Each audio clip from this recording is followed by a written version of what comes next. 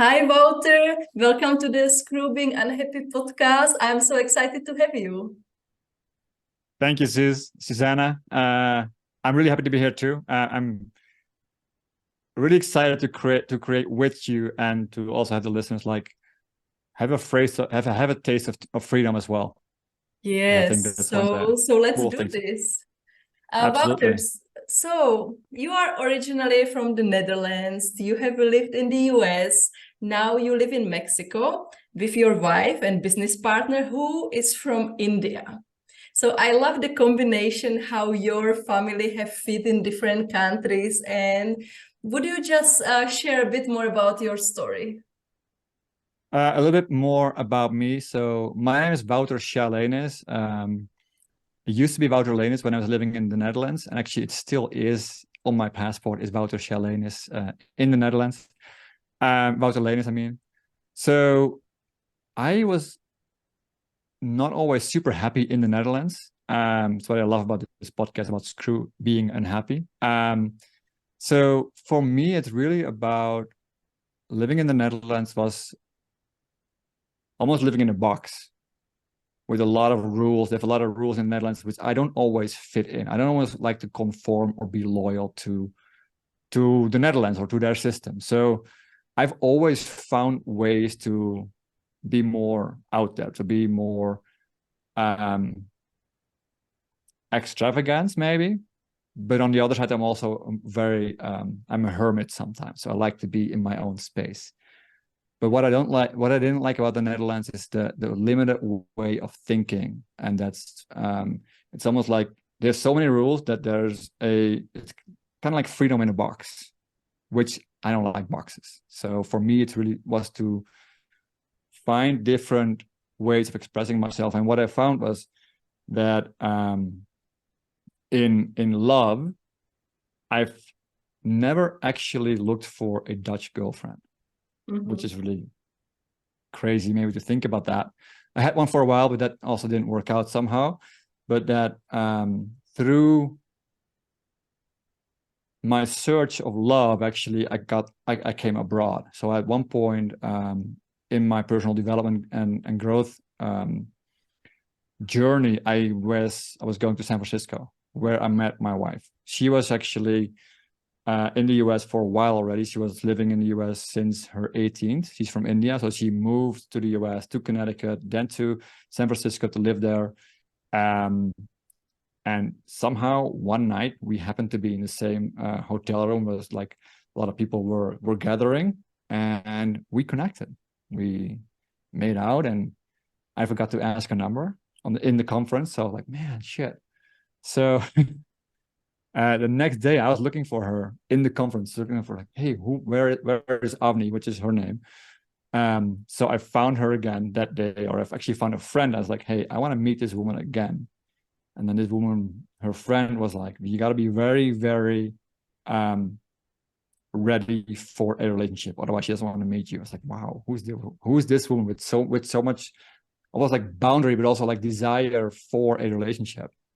And I was like, fuck yes, so let's do this. So we got to meet again. 3 weeks later, I moved from the Netherlands to the United States to see if it's going to work out, because I like to make big moves in life, and my desire to be with her was just massive, really massive to be with her. And 3 months later, after a couple of breakups and stuff, because it was not an easy journey in the beginning. It wasn't an easy journey. Also, the difference between how much money you need in San Francisco versus how much money you need in the Netherlands is like funds dry up really quick over there. So, but somehow within a year of meeting her, we were engaged. Somehow, well, a lot of persistence and a lot of me showing love for her. And from there, the journey continued. I officially moved to the United States in 2019. During the pandemic, living in San Francisco was not fun. So we were like, okay, let's get out of here. Let's go to Arizona, because literally you cross the border and everything is open. You go back to California, everything is closed. We were like, wow, this is a great experience to see how different it can be in one country. So we lived in Arizona for 4 months. We found out we were pregnant. So like, okay, now what? So we said, okay, let's go to Connecticut because her sister was living there. So we moved to Connecticut. We got our son there, Ari. He's now 2 years old. And we were like, this is also not it. Because it's really fast paced in near New York. It's very fast paced in America as is. And we were like, I don't like that. We don't like to conform with rules. As I already said, like that's already my background as a Dutch person who doesn't like that. So somehow we found a new development here in Mexico where we're like, okay, this is nature, this is green, the food is really good here. We can live off our garden if you want to.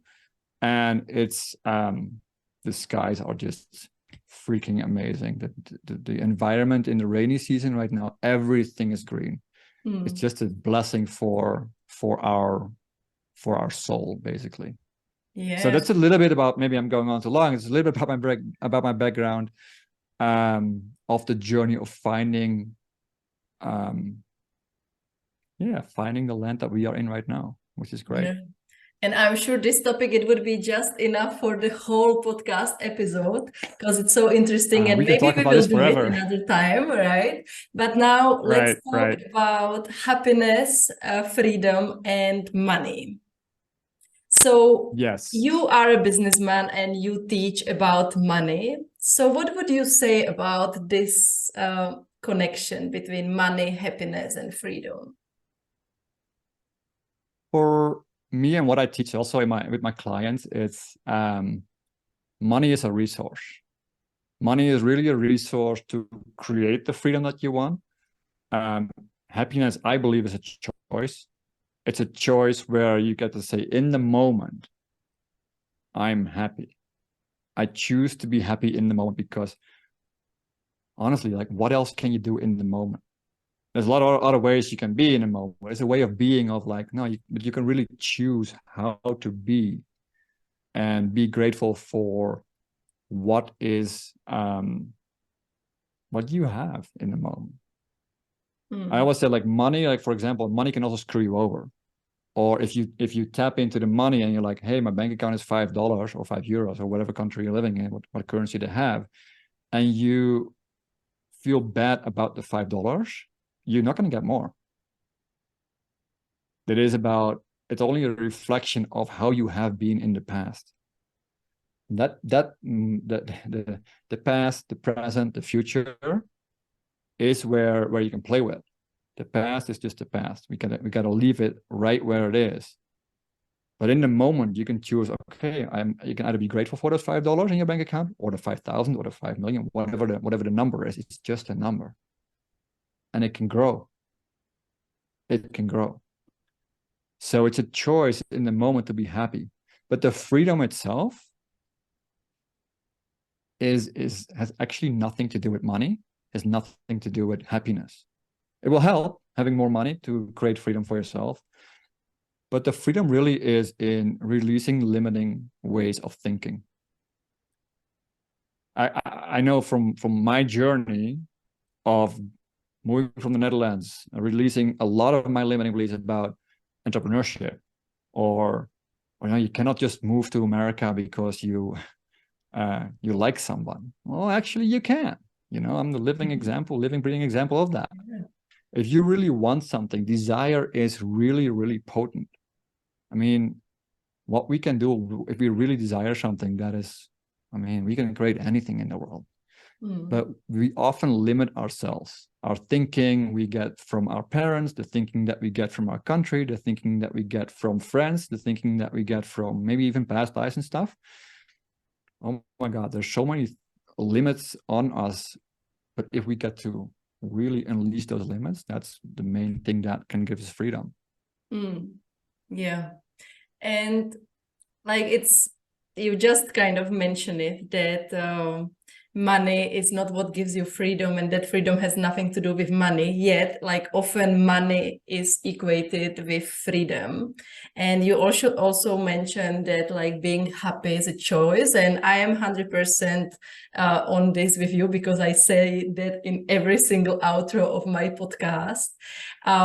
So what I want to ask you about is that you said that happiness is a way of thinking, being, and acting, which allows for freedom. So can you chat a bit more about this? So I would say that's interesting, right? The way that we be in the moment is and be free.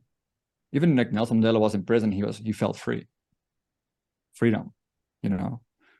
But it's also in, what if you experience freedom and you can choose happiness in the moment? What are you actually going to do? Like in a way of like, you can be a certain way, but what are your actions speaking for you? I hear a lot of people also say like, oh yeah, this is my dream for the future. I'm like, well, the future is now. Like if you want to live a life where you are free, what are you waiting for? You know, like what is, and maybe there is a need for money for certain things that you want to do. So maybe the first thing to do is create that thing that you want to create for yourself. You know, like when it comes to happiness and work, choose something that's authentic to you, that can make you the money, that can already give you the sense of freedom. Yeah. But when I talk about, for example, buying the house here in Mexico and having the house being built, like, oh, that is something that's a great dream to have. Like, oh, that's what I want to do as well. But then like, okay, what great dream, love the vision. What is the action that you're gonna take right now? Because we can sit on our hands for 80 years and regret in the end, like, oh, I didn't do it. That's just a waste of time and money and resources, because why? Yeah. We live now. Yeah. But And yeah. what resonated with me was when you were saying we don't have to plan for freedom for future, like that the freedom starts now. And I remember it was a metaphor my therapist used it when I went to therapy about my fear of flying. So he used this, that like if you are running, you don't have to wait to be a runner to win a marathon. You are running every single day and you are already doing it. And it doesn't matter about like the bigger goal, but you are already doing it. And I guess that's the same with freedom. Like I believe as a coach as well, like it's amazing to have a vision, and we all should have a vision, but we need to be doing even one tiny thing every day to get closer to it. Absolutely. Absolutely. And this kind of brings me to the next question, which is like, what single step we could do on a daily basis to move a bit closer to freedom? One thing that I really thrive by is meditation. Meditation, also reflection. Like what is holding me back right now from the thing that I want to accomplish? Because if there is a thought like, oh, money is holding me back, okay, why is money holding me back? What's in the way? What kind of block, or what do I think about money that's blocking money being a resource for my future? Because when you do daily meditation or daily affirmation, and I'm looking here because I have affirmations on the wall, which is really helpful for everybody. You could take pen and paper and write down like, I love money, money loves me, I'm living in overflow. Very simple step you could do every day. But what you could also do is like, what do you want to release as a limiting belief? That requires a little bit of inquiry, or requires a little bit of writing, thinking, and meditation, and having present your vision for yourself. Because if your vision is clear, like I still remember the day that me and my wife were sitting on the beach in Mexico a week before we got our wedding. We created a 6-year vision with a home, with a baby, with the amount of money that we want to make, with all the things. And honestly, not everything has come through yet. Our home is almost ready, thank God. But it's about creating a vision so powerfully that the universe will align for that, but keeping that vision present and then removing all the things that are in the way of that vision out of the way. And that's a daily thing. And it may look like I'm just writing down, this is what I desire, and here are my blocks. Please, universe, take care of them. Yeah. And then start noticing that your thoughts are going to change. And when our thoughts change, our reality in physicality will actually become different. And it's incredible how many limiting beliefs we can gather around money. And I have done lots of work around this last year with my coach. And then I also fell a bit into a trap of thinking too much about the money, which brings me to the next question. It's funny how nicely it flows without even planning it that much. That there is lots of finance advice out there. Often it's completely contradictory. And when it comes to screw being unhappy in finance, what would be your number one advice? Well, the question. Number one advice from a financial perspective is manage your money well. So for me, that means you have an overview of all your income, all your expenses, especially as an entrepreneur. You have actually two, one for your business, one for your personal. You know how much debt you have, you know how much investments you have, absolutely everything. So managing that well without any judgment. Doesn't say you're a bad person, doesn't say you're a bad entrepreneur, doesn't say anything. It's just a number on a piece of paper or a spreadsheet. That's it. That's the one thing I teach my clients as well, because in order to know where you want to go, you need to know where you are at the moment, right? It's like Uber needs to know, hey, I'm going to pick up Zuzana. I need to know where she is. Universe is telling you like, hey, you need to know where you are in order to know where you are going. And then the second piece, I would say, screw being unhappy.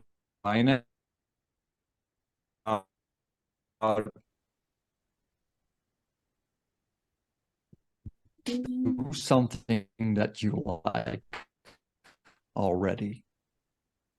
You feel that fills up your heart.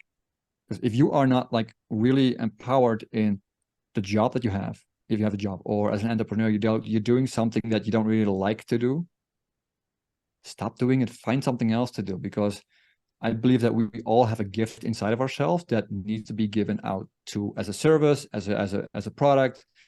We are very creative beings, but what we often don't see is then, because we are used to like, oh, just get a job that pays your bills, pays your mortgage, pays your whatever, pays your vacation, and that's it. You get 2 weeks vacation or 4 weeks vacation, depending on where you live, and that's how you do life. Well, screw that. If you like that, do that. Fine. Everybody has a choice, right? But it's really about like, okay, do something you really, really like doing. Like I loved working at the insurance company in the Netherlands for a while until I didn't do it anymore. So I quit. I know there was an opportunity to quit. I quit. And then like 3 months later, I met my wife. So there you go. Yeah, I think it's so easy to get stuck in this kind of way the society teaches us since we are small, and we go into job which we like, but they don't really excite us. And like once you step out of that kind of, I would say, even comfort zone, and you realize that you can do things differently, there is no way coming back 100%, because I remember like the moments when I realized like, oh my God, like I enjoy my day. I am looking forward for Monday. Like that, I was like, wow, why am I feeling this only now? Why I was not feeling it like all the years I have been working, and that's fucked up. Yeah, like Absolutely. And it's so easy to get into the grind of working for somebody else while maybe it's not your dream. And I've when I was in the insurance company where I worked, I interviewed my colleagues. None of them, zero of them, it was their dream to work for an insurance company at the debt collection department. It wasn't. It's not the dream job. It pays the bills, it has good salary and whatever. But honestly, I still remember one guy, he was like, I actually want to go to an island and around on a bicycle. How great this island is. I'm like, what's in your way? Maybe later, like, why? Start taking action now. And I know he never did, but. Yeah, well, that's kind of sad. It is kind of sad, absolutely. Yeah. And Wouter, you are the host of the Wealth Unlimited Club. So if you can to share with us, to give us a bit of sneak peek, what are the key beliefs or mindset changes when it comes to money you are teaching your clients? Right. The first thing I always say is to have a vision for yourself, for your business, and for your life. It's a combination. It's like a living, breathing organism almost. And even if you have a family, like I do as well, like I have a family of 3 right now, my wife and my son, and soon to be more as well, but different story, another podcast maybe. But it's about creating a vision for yourself where you really feel like, oh, this is my business and my business is going to serve me in this way for my lifestyle. Like we have created a lifestyle where we can be flexible and we can be in different kind of countries whenever we want to. But then also like take aligned action. When it comes to money, it's also following the energy of money. Because money is a form of energy that we have that we can tap into, and we are all human beings. We're all like in energy fields all the time. I say that because I also do theta healing with my clients, and releasing those limiting beliefs is really key to opening up to more receiving. Like it's tapping into energy. So those are more of the things that I really like to do, but also I really like to go into with my clients. It's like, okay, what's your pricing? How can you structure your offer in a way that's like financially well, so it's serving you and your business and your lifestyle, rather than just making up a price and going with it. It's really good to like hone into like, okay, what is the price that's going to be the right price for my clients, depending on what kind of work you are in. Because I work with different kind of people, from coaches to people who are in finance, people who are in mental health, as therapists and stuff. So it's really a different way of looking at it. Also, I always like to challenge my people to like, hey, how can you create more income for yourself? How can you create more abundance for yourself, and how can you also keep more money in your bank account? Because also looking at like, hey, money management is key. So also look at like, hey, where is money flowing away that I'm not using? Am I not using the resource? Is it just going away because I don't care about money? Because a lot of people don't really care about, when there's lots of money coming in, people stop caring about the smaller pieces of money that go out. But if you really look at, hey, there's money going out that I'm not using, that's, for me, is an energy leak. It's a money leak, and that has no integrity from a financial perspective in the business. We cannot operate with a leaking foundation. I mean, that's very clear. When you're building a house, it's very clear. When you're building a business, it's exactly the same. Yeah. And this is the perfect segue to the next question. I don't know how are we doing it, that it's really flowing nicely. I guess good energy. The other week, I just finished reading this book. It's called The Latte Factor. Probably you know it, or the listeners heard about it. But it's basically about how we can all become self-made millionaires, saving these tiny amounts of money you just mentioned, like the money we spend for the things we actually don't need because of the compound effect. So you mentioned that also with the other things you teach your clients, the other thing you teach them is to never give up. So now kind of my question, and I'm sure everybody who is listening will be curious to hear the answer as well. If we keep aside small amounts of money on a regular basis and never give up, will we secure the financial freedom and a good financial future and become self-made millionaires? Great question. I love it. I believe that you cannot save your way to being a millionaire. It is, I love saving on things that we don't need, or they're not very aligned with us. But with the money that we save, how are we going to have that money? And it's possible. I'm not saying it's not possible, but what are you going to do with it? Let's say you save $10 every month for something, right? That's $120 a year. How are you going to put that money to work? That's the question. I like it. The compound effect, yes, depending on the interest rate. So it's also depending on, hey, what kind of investment vehicle can I use to put that money in? Is it possible? Absolutely. You can be a millionaire with that strategy. Absolutely. But it's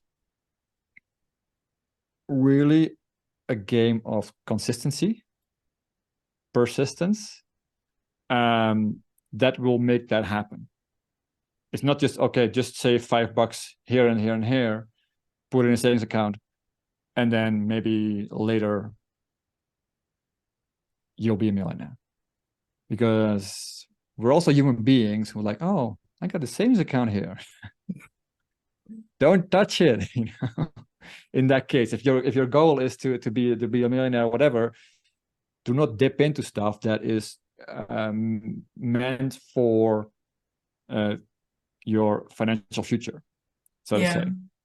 So it's not an easy, simple yes you can, yes, and there's a lot of things that you need to do in order to actually get there, because it's saving $10, I don't know, $10 or $100 here, blah blah. The main thing is creating more and more income. Because if you have an income of $500 a month and you save $100 a month, I don't think you're gonna get to a millionaire. You know, it's on the other side of the coin. Yeah, I like how you mentioned, like, it's about the consistency and maybe putting some money aside, but also thinking about like what we can do with that money so it can increase.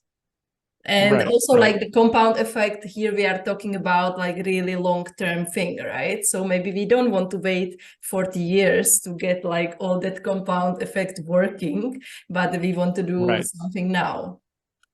Right. And there is, of course, there are when you look at in ways to invest and get rich quicker, there's also more risk involved. I mean, we all know the cryptocurrency world can be very, very lucrative, but can also be very, very detrimental if you step into the wrong time and then the money goes down. So there's a lot of risk reward that you have to be able to manage, which also comes into play. Like if your nervous system is very, I wouldn't say weak, but sensitive to these kind of changes, that might not be the best strategy for you, because everybody has a different strategy for their lifestyle. So it's never a one-cut deal. It's always looking like, hey, what's your risk reward ratio that you can handle for yourself?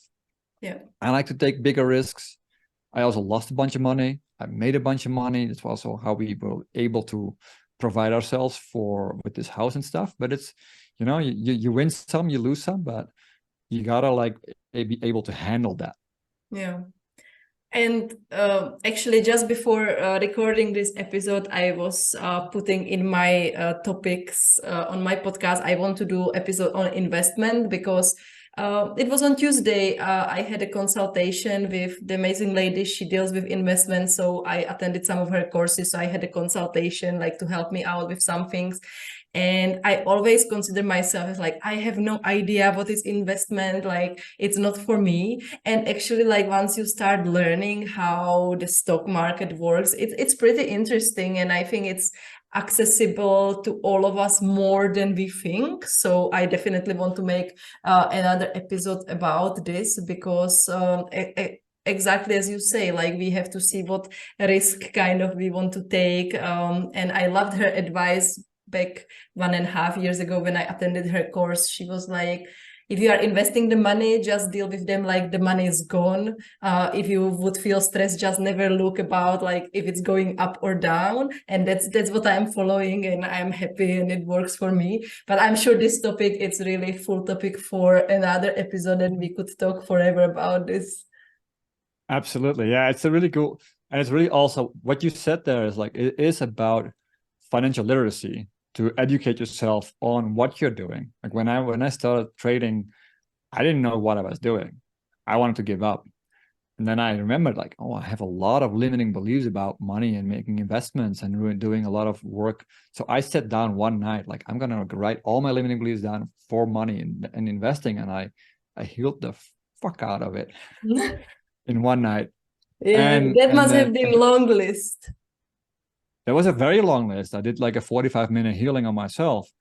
And then from that day, I started actually making money on the stock market because I was Wow. like, man, this. I started to believe, and I saw that in real life. Like 3 months later, I think I had 30% gain, and then like I think a year or less than a year later, we had like 3, 4, 5x the money, Wow. which is Wow. like crazy. Also depends on the markets, of course, but first you got to believe that you can do it. Right now, the markets are kind of mwah. So currently, I'm not like investing in the stock market Yeah. because I'm feeling also it's feeling the energy of the market, feeling like where do I want to put my money? Where do I want to put my money is very important always to make a sovereign choice in like, hey, what's the best for my money right now? Is it putting in the stock market? I feel for me it's no. Yeah. At the moment. Yeah. Okay, let's rest it here. And I have 3 questions for you. I Sure. asked them all my guests because I really want my listeners to go into the action, because life never changed from watching something, reading something, listening to something, but it changed through the action. Absolutely. So, Wouter, what lifts you up when you're down? Okay, three M's: meditation, music, and movement. Before this recording, I was listening to one of my favorite bands, Metallica. I just love these guys, and it really got me in a great space of like, okay, nothing else matters, you know. This is it. This is And it. is it just a And coincidence that Metallica also starts with M? that is a coincidence. Yeah, nothing is ever a It coincidence. doesn't have to be music starting with Doesn't have M, to. right? Yeah. No, it does not. It does not. It does not. No.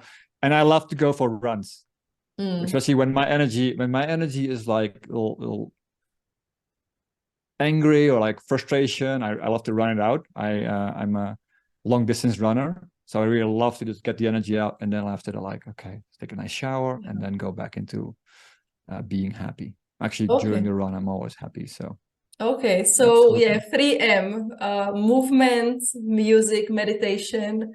Also money is starting with M. You see now, like everything is coming Money. There you together. go. It's all in the M. Yeah. And who inspires you and why? My future self inspires me. Love it. I say that because for me it is never to outsource my power to somebody else. Mm. It's always about and I love sports. I love watching sport and looking at sports, but it's like the game is also to keep improving myself. So when I, for example, create a vision for myself, I look at myself in the future, like, okay, that guy, and then I go back, like, what did this guy have to overcome? What did he need to leave behind, or what did this? So it really inspires me when I look at my future self. I'm like, no, that's hot. That's great. You know. Yeah, So no, yeah, this I is love this. yep.